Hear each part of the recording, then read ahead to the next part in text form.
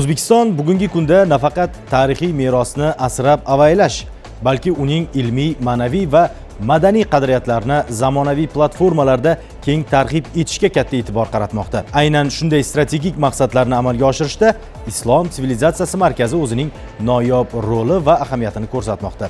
Ushbu markaz o'tmish, bugun va kelajakni bog'lovchi intellektual maskan sifatida mamlakatimizning ma'rifiy va madaniy siyosatidagi muhim o'rnini aks ettiradi.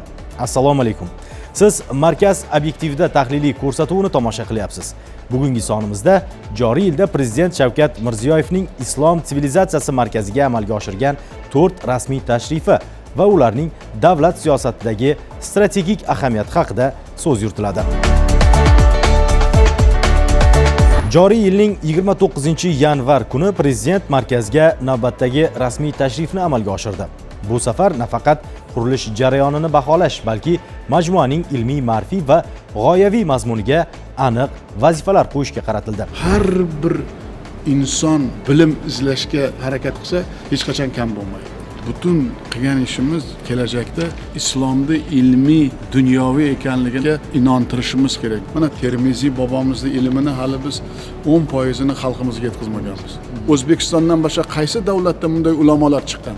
Bizim maqsadimiz ilmimizni, buyukligimizni kelajagimizga, yoshlarimizga ilmiy asosda o'rgatish, oddiy tillarda tushuntirib yetkazish. Kechagi kashfiyotni xalqimizga yetkazishimiz kerak albatta. Lekin bugun yangi kashfiyotlar hozirgi hayotga mos, hozirgi tahlikali zamonga, tahdidlarga mos kashfiyot qana degan savol meni qiynaydi. Shuning uchun mana shu yerda bo'lgan har bir kashfiyotni xalqqa, yoshlarga, maktablarga, oliygohlarga yetkazish kerak. Barhayot, bag'ri keng, tinchlikka qaragan ilmni o'rgatmoqchimiz. Mana maqsadim. Davlat rahbari ta'kidlagandek, markaz oddiy tarixiy yodgorlik emas, balki o'tmish, bugun va kelajakni bog'laydigan intellektual platforma bo'lishi kerak. 29-avgust kuni Prezident markaz qurilishi yakuniy bosqichga kirgan paytda yana tashrif buyurdi. Bu safar asosiy e'tibor amaliy ijro va infratuzilma sifatiga, zamonaviy anjumanlar zali va ilmiy uchrashuvlar uchun zarur sharoitlar bilan tanishishga qaratildi.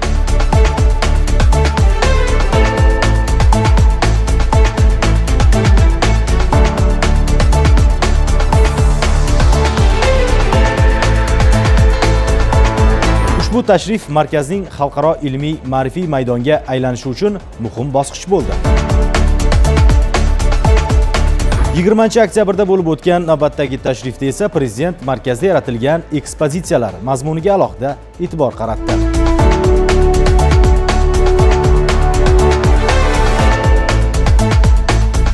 Qur'oni Karim zali va uning noyob Usmon mushafi 1 va 2 Renessans, 20-asr hamda yangi O'zbekiston davrlariga bag'ishlangan bo'limlar ko'zdan kechirildi.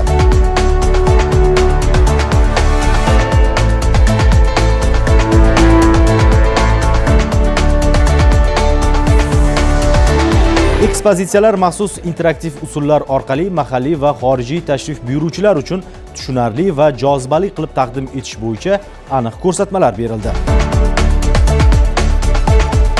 Joriy yilning 15-noyabr sanasi esa Islom sivilizatsiyasi markazi hayotida alohida tarixiy kun sifatida muhrlandi.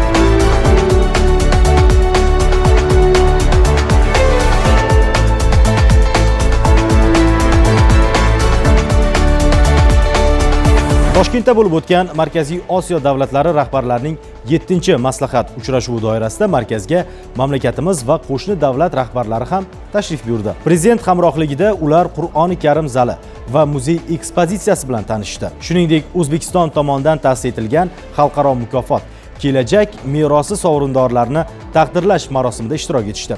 Bu tashrif markazning milliy va xalqaro ahamiyatdagi ma'naviy ma'rifiy maydonga aylanishini yaqqol ko'rsatdi. Вчера мы посетили Центр исламской цивилизации. Это грандиозное, уникальное сооружение.